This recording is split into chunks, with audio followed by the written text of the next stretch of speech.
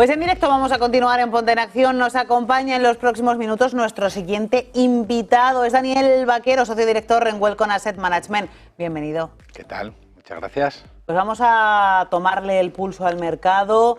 Yo creo que uno de los focos macro más importantes de la semana, en una semana un tanto descafeinada en cuanto a datos, la semana pasada fue mucho más intensa, es ese dato de IPC que se publica mañana en Estados Unidos. No es el PCE, pero sí es cierto que como toda la atención está ahí situada en cuánto están evolucionando los precios, bueno, pues creo que puede ser interesante.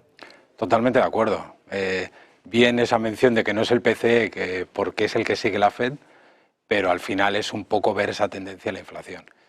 Nosotros creemos desde Welcome y venimos dando el mismo mensaje, que la tendencia a la inflación es claramente a la baja, pero que también es más pegajosa de lo que la gente puede descontar, ¿no? Por hacernos una idea, en diciembre estaba cerca del 3%, el último dato ha salido 2,3% y para mañana pues todo el mundo espera un ligero repunte. Estaríamos hablando que se fuera cifras del 2,5%.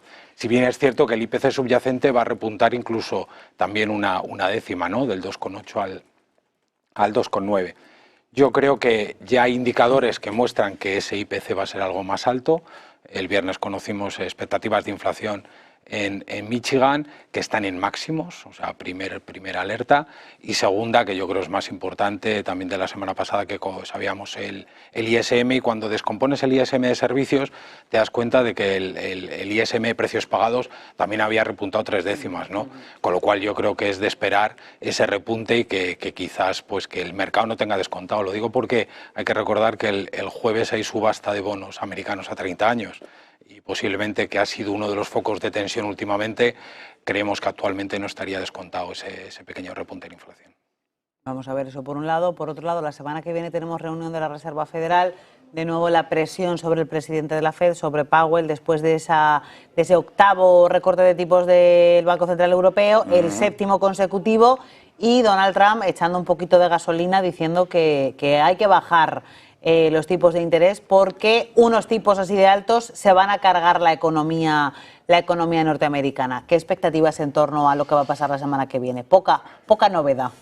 Yo creo que va a ser un mantener, o sea, no vemos a la FED tomando decisiones de bajada de tipos de interés por mucho que Trump le presione.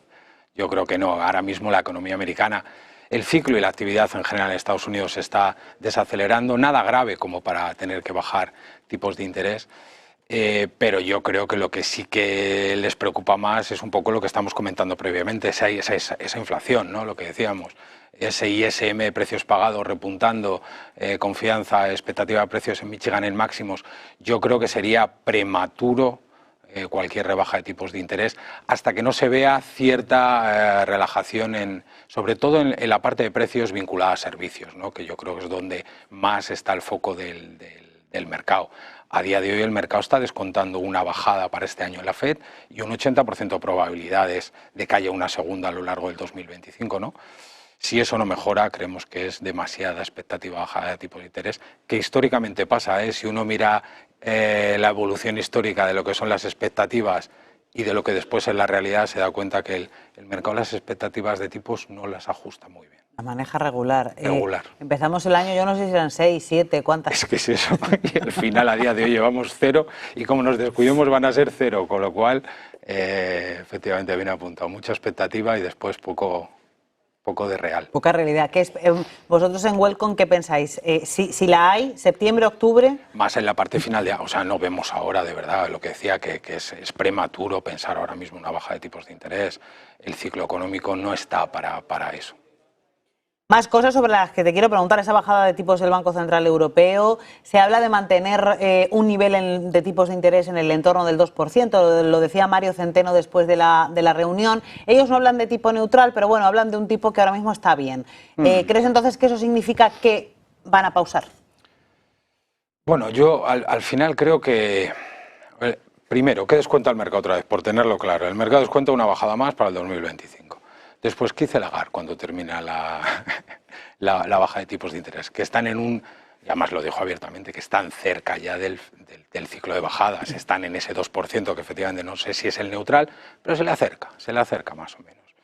Pero yo creo que ahí lo más relevante fue 3 cosas que dijeron que creo que nos deben de servir de guía para ver qué podemos esperar. Uno, Lo que decía, estamos cerca al final de bajadas de tipos de interés. Eso es una realidad. 2. Dieron cuadro macro. En la parte de actividad no hubo grandes cambios. Pero lo que sí que llamó la atención es en la parte de inflación. Otra vez. Es que inflación, igual que en Estados Unidos estamos hablando que la inflación puede repuntar, en Europa está bajando. Entonces, ¿por qué está bajando en Europa? Básicamente por el euro, la apreciación del euro, los precios de la energía, que no olvidemos que es que el crudo lleva este año un 15% abajo, y después la moderación salarial. Con lo cual, podríamos meter eso en la costalera y pensar, oye, mira, de momento margen lo han usado y de forma favorable. Y después, la otra cosa que a mí me llamó la atención del discurso de Lagarde fue el inusual comentario al papel del euro, ¿no? Que no es algo que suelan comentar en los bancos centrales, ¿no? Entonces yo creo, teniendo eso en mente, como mucho al BCE le podría quedar una o ninguna, o sea, está ya muy cerca. Lagarde ya lo ha dicho, y es un tipo que efectivamente, como tú apuntabas al principio, está cerquita de la neutralidad. Coge mucha carrerilla. Cogió, han sido 8, ¿no? Yo creo que han sido 7 este año, 8 más. 7 consecutivas, 8 en esta ronda nueva. Efectivamente. Sí. Han cogido carrerilla. En este contexto de impasse comercial, estábamos hablando antes al principio del programa de esa guerra comercial entre Estados Unidos y China, grandes protagonistas, Estados Unidos y la Unión Europea, que no terminan de avanzar en las negociaciones. ¿Qué hacemos? ¿Qué estrategias de inversión seguimos en un contexto, yo diría que complejo y delicado? Sí, la verdad, sí, cuando nos sentamos aquí o cuando hablamos de mercado siempre nos parecen complejos y delicados. Eso es una realidad, ¿eh? No hay nadie que llegue y diga, uy, qué fácil se presenta esto. Dicho esto, sí que es cierto, esto cobra un plus de complejidad en el sentido de que hay un nuevo input en el mercado, que es la guerra de aranceles, tarifas, que no sabemos cómo va a terminar. Lo único que tenemos claro es que antes estaban aquí en 2, ahora el efectivo es más alto y que todavía nos quedan meses de negociaciones, de tiras y aflojas, hay muchas fechas entre medias en las que se puede hablar. El G7 viene ahora, a mediados de junio, seguro que hablarán.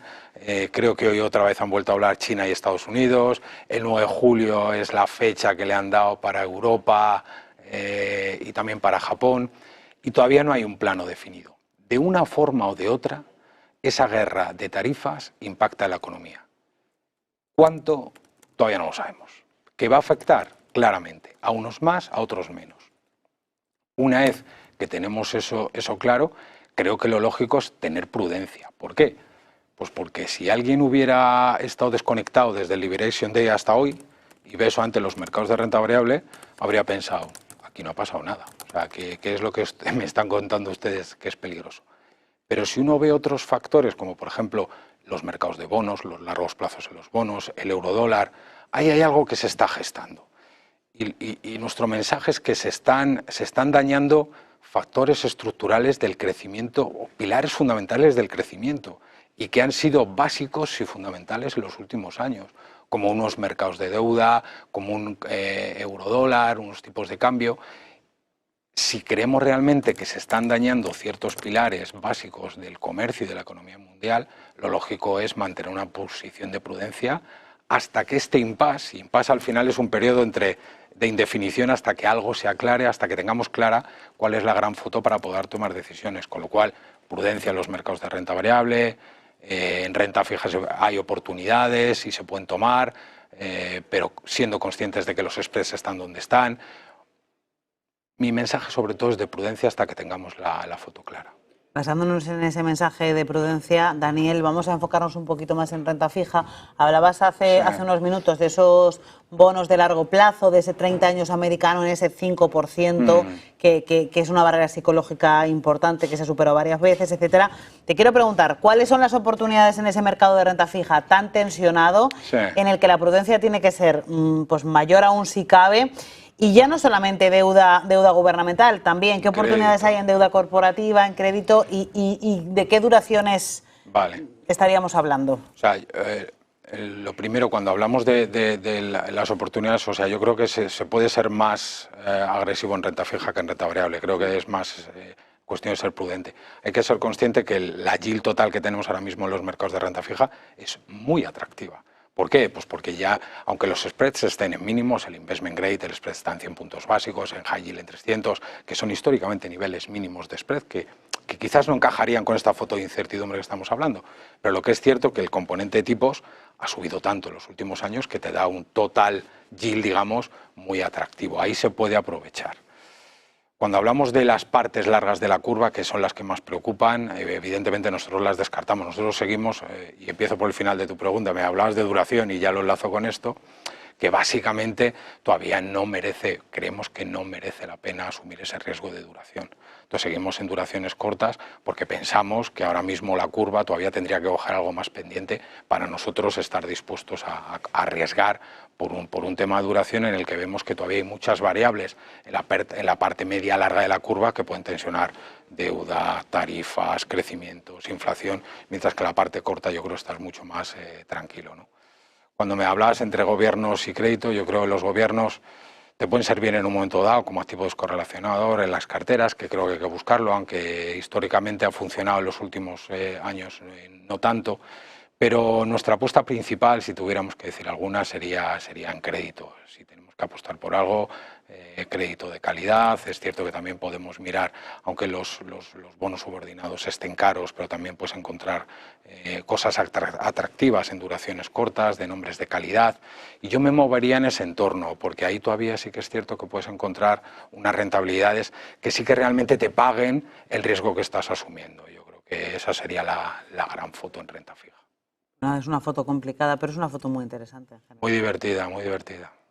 Nos lo pasamos bien, nos lo pasamos bien.